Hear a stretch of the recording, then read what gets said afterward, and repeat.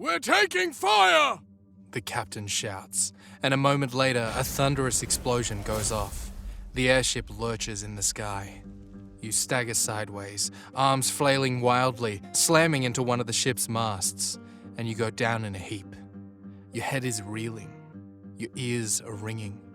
Above, massive rotor blades spin furiously atop their masts, trying to beat the air into submission and keep the ship aloft. It's not working.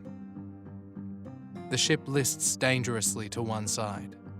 You slide across the deck and slam into the gun wall. Others are less fortunate. They pitch overboard, and their screams are ripped away by gravity. Your stomach leaps into your throat as the ship begins a much too rapid descent toward the earth.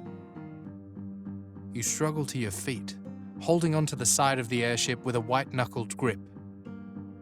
Far below, the dense wilds of Pretoria stretch to the horizon in every direction. Very soon, it's not so far below. The wind howls and whips around you as the airship falls out of the sky. You grit your teeth and brace for impact, and wonder why you ever agreed to take this voyage in search of a pipe dream. All over the Splinterlands, the Chaos Legion took control of the battle arenas where you made your fame and fortune. Instead of peaceful contests of will, using illusions conjured by magical cards, heathens like Grum Flameblade now use the arenas for actual sports of blood where people, well, you know, where they actually die. Or something worse. But you aren't a warrior, a spellcaster, or a fighter. You're a battle mage, an entertainer renowned across the world for your prowess with magical cards, not a sword or spells.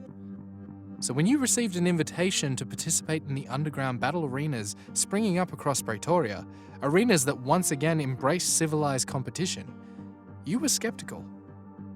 But when you learned the invitation included an all-expenses-paid voyage, a hefty benefits package, and a promise of more riches and fame than you'd ever known, your only question then was, where do I sign?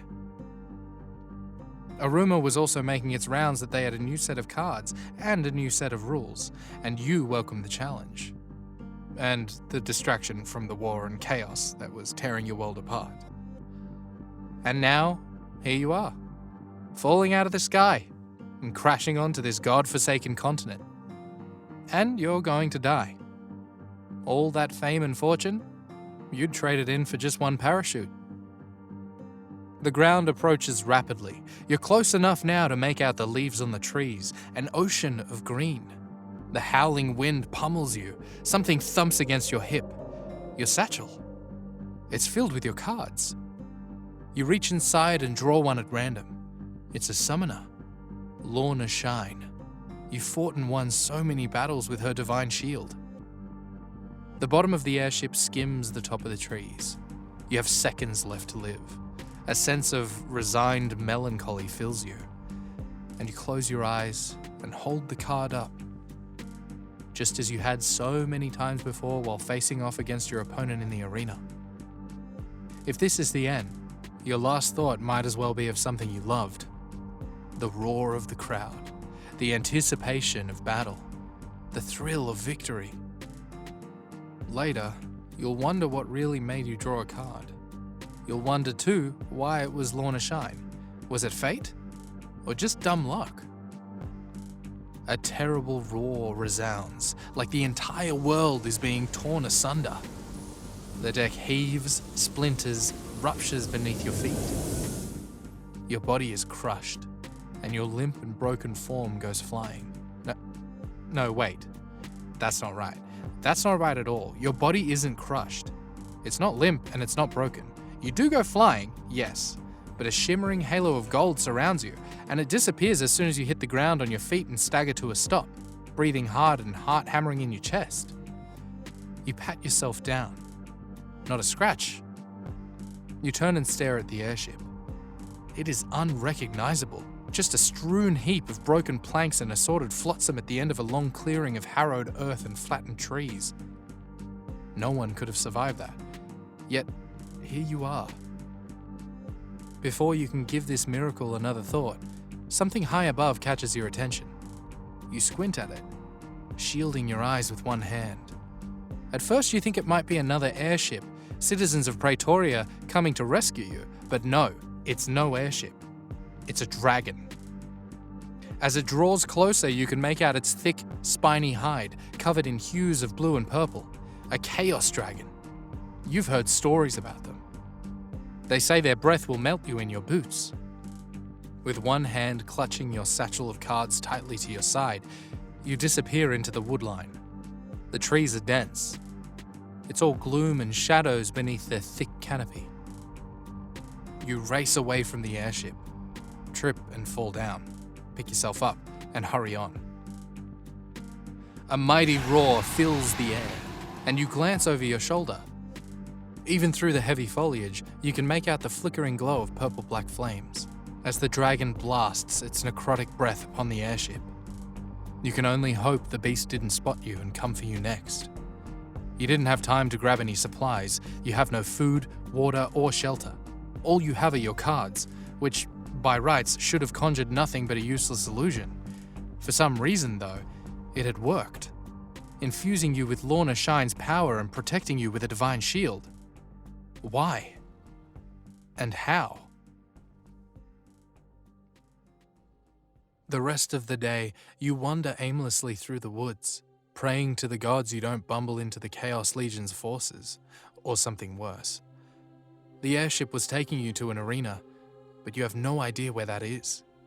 Hell, you don't even know where civilization is. You have no destination and no one waiting for you when you get there. You're not a ranger, tracker, or survivalist. What you are is hopelessly lost. Birdsong and the soft, innocent chitter of small wildlife surround you. But as the sun sets and night falls, the sounds of the forest take on a foreboding milieu. The rustle of brush, angry squeals, and the occasional beastly growl. You stop for the night in a small clearing and collapse on the ground with your back against a tree.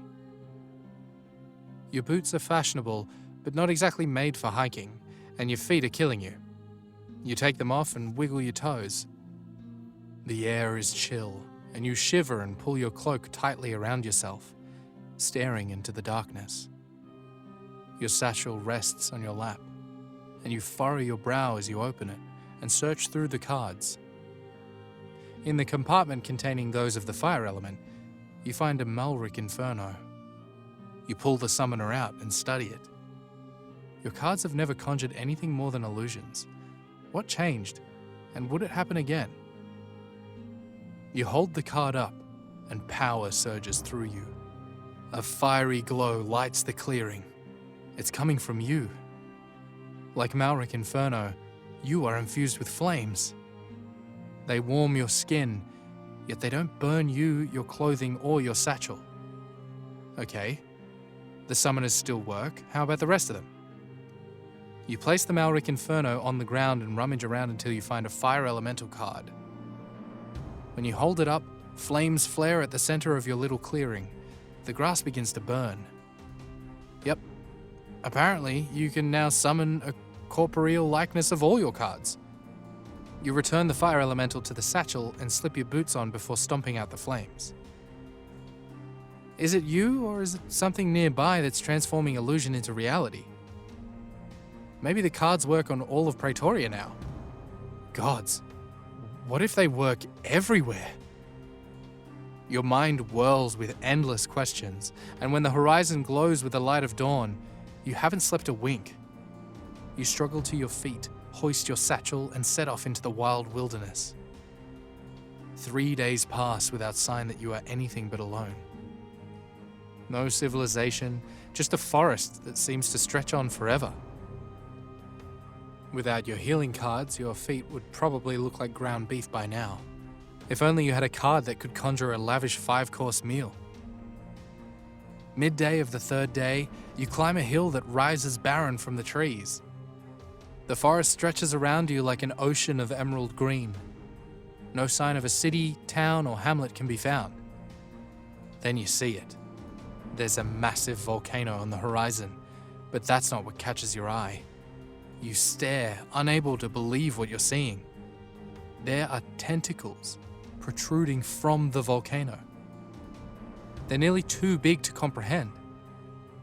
They flail at a sky shaded in indigo and violet and filled with dark, roiling storm clouds. You've heard the stories. Who hasn't? The tentacles belong to the dark god Oukour, and as dark gods are wont to do, Oukour would like nothing better than to consume the Splinterlands. However, whatever rift the Chaos Legion created for their invasion wasn't large enough to accommodate the god's immense form. If it would have widened, and that thing finally slipped through, nothing would be able to stop it. Even so, none of this deterred you from coming to Praetoria. Why would it? They were just stories after all. You didn't want to believe them. Besides, you never thought you would leave the safety of the arena or the town in which it was harbored. You never thought you'd actually be staring directly at a dark god. You imagine marching through the forest and up the side of the volcano.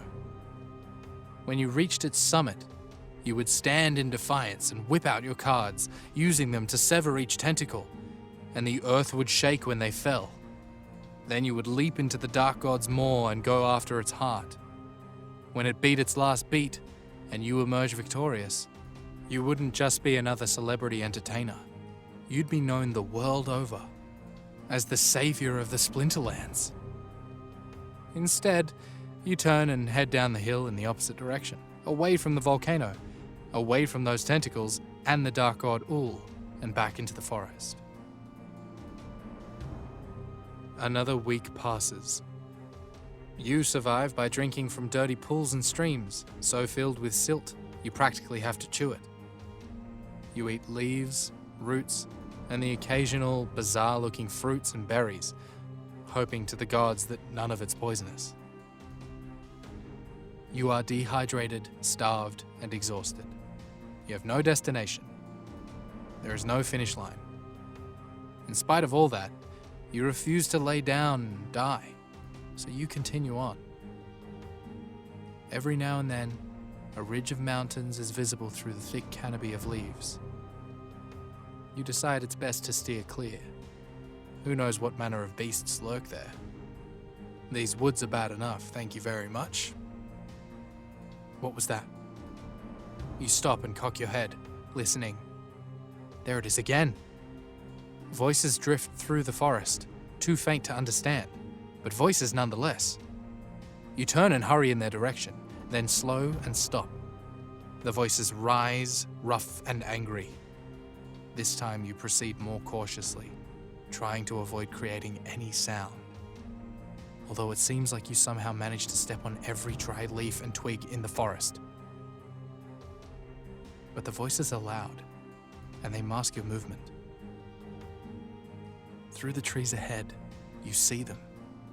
5 figures in the armor of the Chaos Legion, and a diminutive mole-like creature, a scavo, wearing a silver robe emblazoned with runes.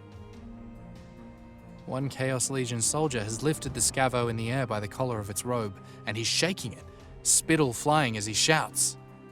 "Last chance! Tell me where they are and I'll make it quick! Don't, and I'll cut you open, and I'll choke you with your own guts!" For a second, you consider just turning around and slinking back into the woods. You're a celebrity, you're not a hero. Then again, you have never needed to be a hero. Until now. You step through the trees. The Chaos Legion soldiers turn to face you, eyes wide. The one holding the scavo drops the creature, but before it can scurry off, he kicks it hard in the head with a heavy leather boot. It tumbles through the litter of leaves on the forest floor and rolls to a stop.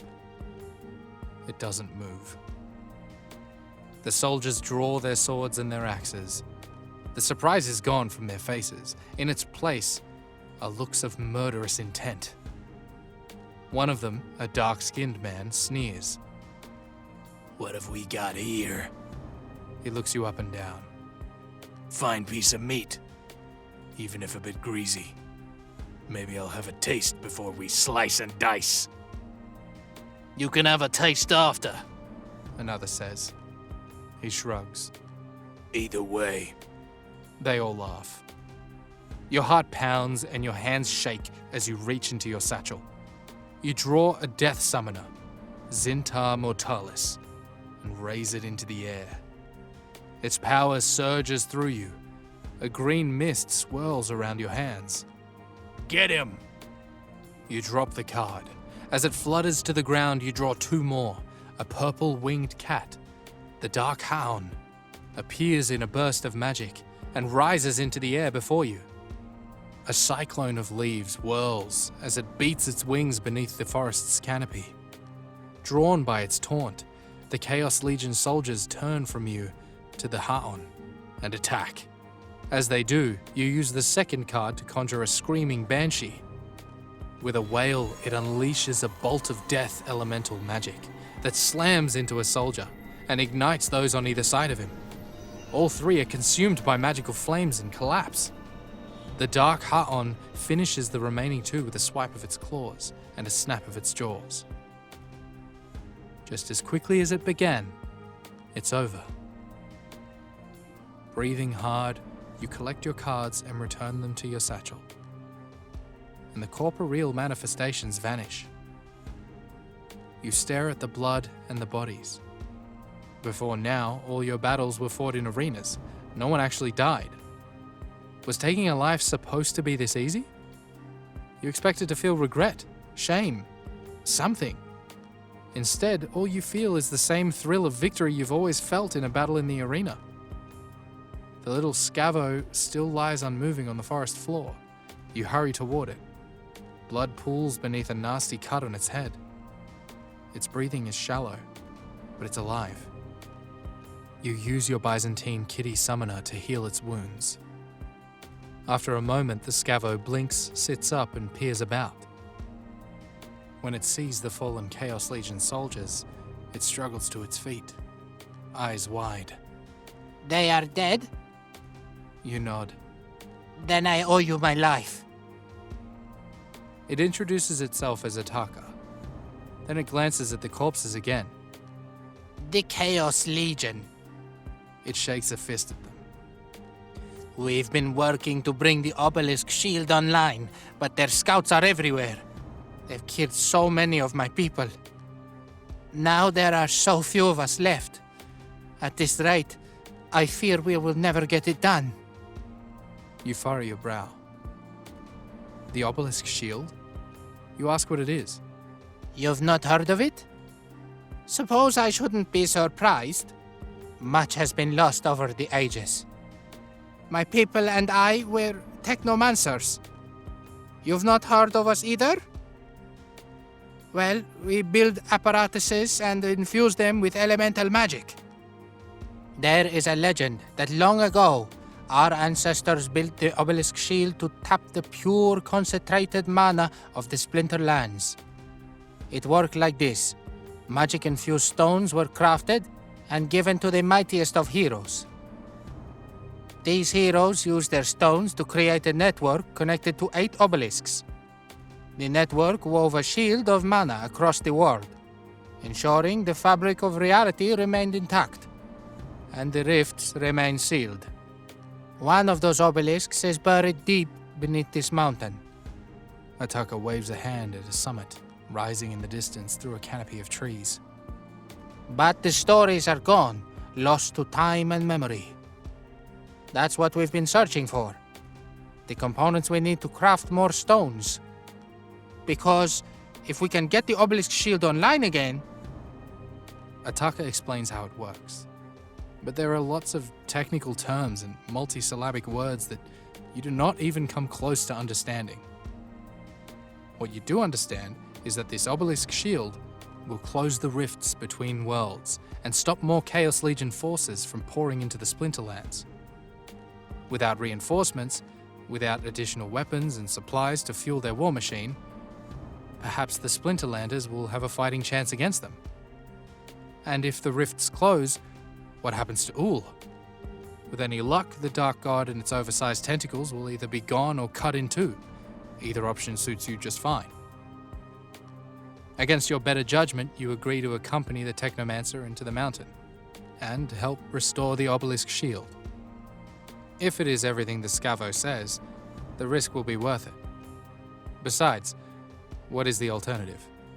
Keep wandering around the forest, hoping you don't cross paths with more Chaos Legion lackeys or some voracious beast looking for its next meal?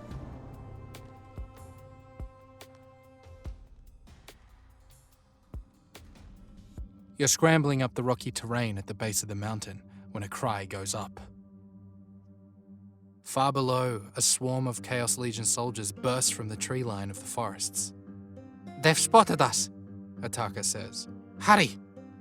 The two of you break into a run, legs pumping and thighs burning as you make your way higher up the mountain slope, the Chaos Legion in pursuit.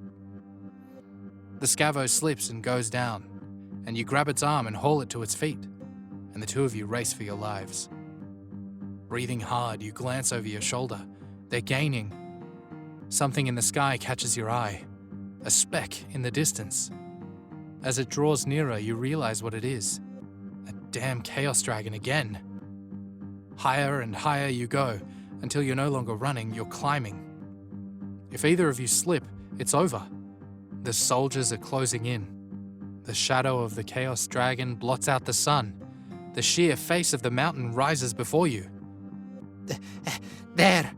The Technomancer points. You search frantically and see it. The mouth of a cave. It's too far above. You'll never make it in time. You climb faster. At last, you haul yourself onto a level stretch of ground and sprint toward the mouth of a cave. A mighty roar fills the air and drowns out everything else. You swear you can feel the hot, fetid breath of the Chaos Dragon at your back as you dive into the cave, and a blast of necrotic energy consumes the land outside. You are still alive. We made it! But when you turn, all that's left of Ataka is a bubbling pile of goo on the rocky earth outside. The Chaos Dragon circles and swoops towards you. As it inhales, you scramble deeper into the cave. A blast of necrotic energy and a terrible crash as the rock above the entrance collapses, sending a thick cloud of dust and debris into the air, sealing you in your tomb. All is darkness. You cough and choke, eyes burning from the dust. You hold your cloak over your mouth until the dust settles and you can catch your breath. Then you fumble blindly to open your satchel. Each elemental deck is tucked into its own compartment. You don't need sight to know where they are, you know it by heart. When you wield your Ulrich Stormbringer card, the power of its water elemental magic surges through you, and a purple flame appears in the palm of your left hand. You're not in a cave like you thought. You're at the beginning of a tunnel that carves its way deeper into the mountain, sloping down into an obsidian darkness. At least you're not trapped. But without the Technomancer to guide the way, how will you find the obelisk? How do you know it even exists? All you have is Ataka's word. For all you know, the Scavo was crazy, or lying, or both. Either way, it's no use sitting here feeling sorry for yourself. You hoist your satchel of cards, brush the long white beard of Stormbringer aside, and start down the tunnel, flame held high to light the way. The passageway twists and turns, and when it divides, you choose a direction at random. Occasionally, you hit a dead end and you have to backtrack. The tunnel slopes endlessly downward, deeper and deeper into the earth. You lose all track of time. Hours pass. Or is it days? Perhaps you should turn around and head back to the surface in the mouth of the tunnel. Maybe you can dig your way out. But with all the twists and turns and intersections, you have no idea how to get there. You are already lost. You would just get more lost. Down, down, down you go, until you're certain you're descending into the very bowels of the underworld. The rough rock around you is slick with condensation. The air grows cold and you hug your cloak tightly around yourself. Your breath plumes with each exhale. You slow and stop. A trick of the dark? Or is that light ahead? You stumble forward. Yes. A soft glow emanates from around the next bend. You approach cautiously and peer around the corner. The tunnel opens upon a massive chamber. Your mouth drops open, your eyes widen, and you let out a gasp. It's unlike anything you could have imagined. What you see before you, it will change everything.